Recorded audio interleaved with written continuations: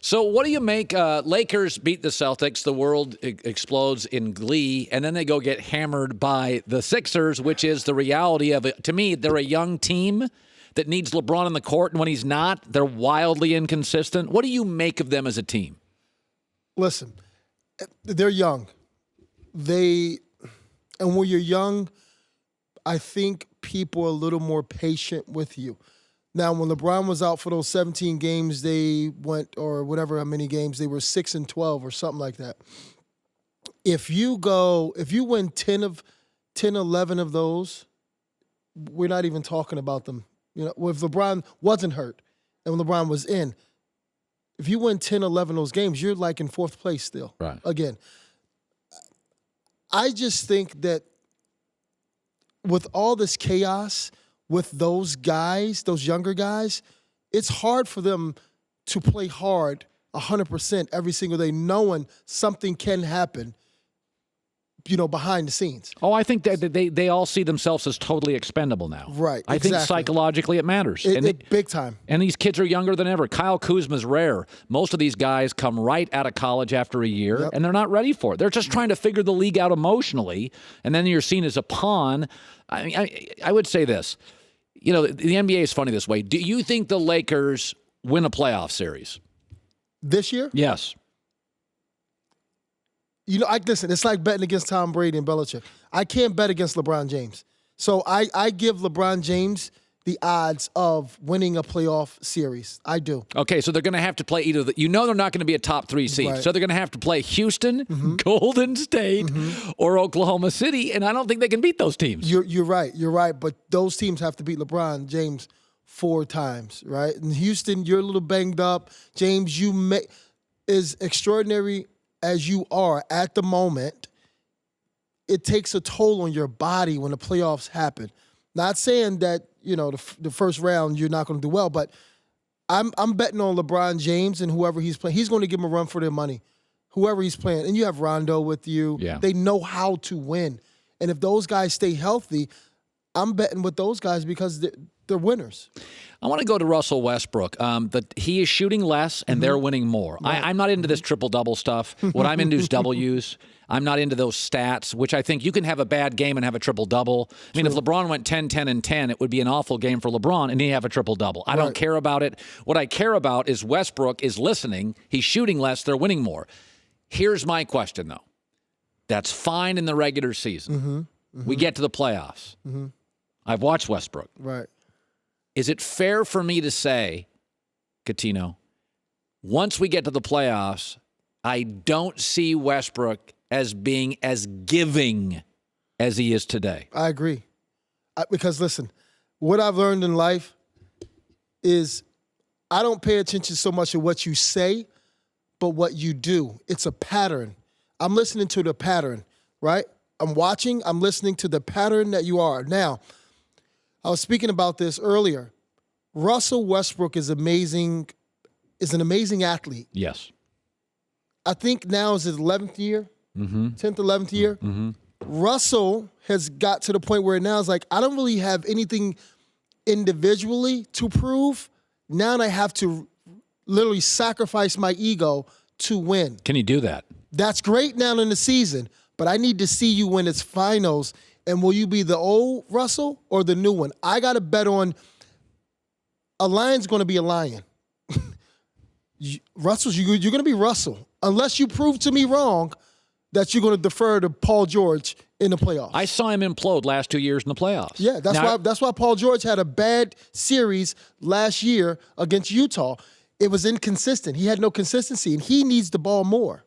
Yeah, I mean, I think at this point, Paul's a better two-way player. Right. That's not a shot at Westbrook. He is. I think Paul's one of the top 3 two-way players in the NBA. That is true. And I think he's about the 12th best player, but he and Kawhi Leonard, to me, and Klay Thompson are the best two-way players in the NBA. That's true. All right. That's true. What do you make of the Celtics? Kyrie Irving's hurt again. You had kind of an interesting take on this. There is this belief if the Boston Celtics are the guide to rebuilding. But this morning, Kyrie Irving's hurt again. Gordon Hayward's not working. And Anthony Davis, I've been told last week, is not going to be a Celtic. Right. Do you buy into the Celtics long term? Kyrie got hurt again. I don't. Why not? I don't. I think they reached their peak. It's the weirdest thing. It's the other day when they lost against the Lakers. If you notice, who's their best defender? Boston Celtics. Marcus Smart. He's not in the game.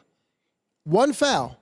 He's not in the game at the end of the game. You have Gordon Hayward in. No disrespect to Gordon Hayward, but you're not a stopper. So why is Marcus Smart not in? You had timeouts. Why is Marcus Smart not in the game? Kudos to the Lakers for winning it, right, and coming back.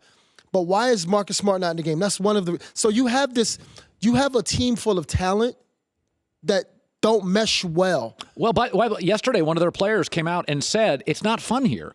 I feel like we're individuals. That was one of the Celtic players yesterday. And think about that. He said this yesterday, but prior to that, a week ago prior to that, they were what? In the last 12 games, 10? They won 10 and lost 2? So for him to say that right now, I don't know about that so much as far as actually it's going to my point with Marcus Smart. Now Morris says it. Guys are a little inconsistent. Like, it's not like last year. So it's not – you bring Gordon Hayward over, who Brad Stevens loves. Not sure if the players do. Right. Kyrie's his own dude. He's an alpha, but he's his own dude. Mm-hmm. What you're basically saying is the collection of talent on paper's impressive, but they're a 5 seed in the East today. Right. It's not meshing. Right. And see, Brad Stevens loves Gordon Hayward.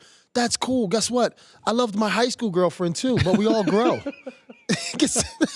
We all grow, don't we? Like, you're still loving the person that was at Butler. Like, he's totally different. And he doesn't fit well with that team. I don't think so either. That team's faster, more athletic. And yeah, you came off an injury, and I understand that, and we want to give you time. But you still don't fit well with those guys. Yeah, I think even Celtic fans would acknowledge Gordon Hayward hasn't been a great fit. Right. Fit matters. Yeah, it does, man. The chemistry. Okay, I think the Golden State Warriors, in terms of stars, do it better than anybody. They do. Their coach deflects criticism. He's media savvy. Steph Curry's like the world's greatest star teammate.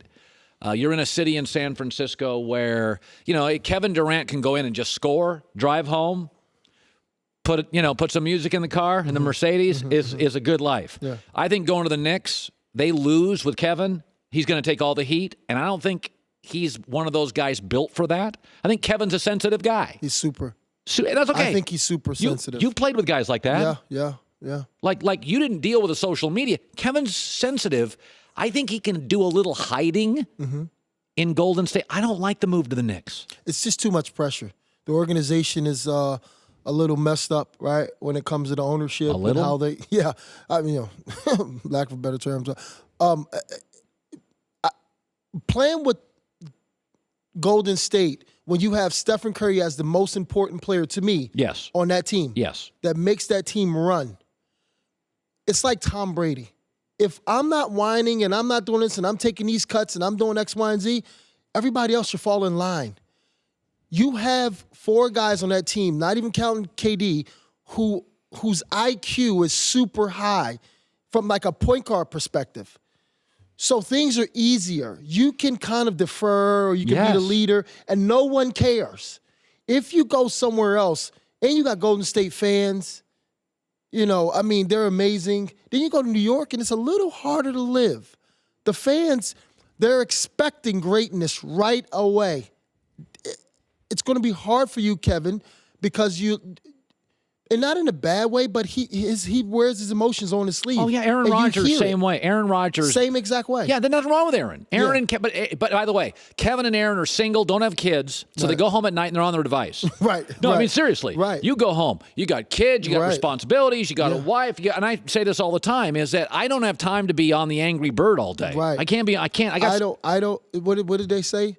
Idle time is the devil's playground. Yeah. Like, if you have so much time, and something hurts you right away. My daughter come over and give me a kiss, and I'm cool.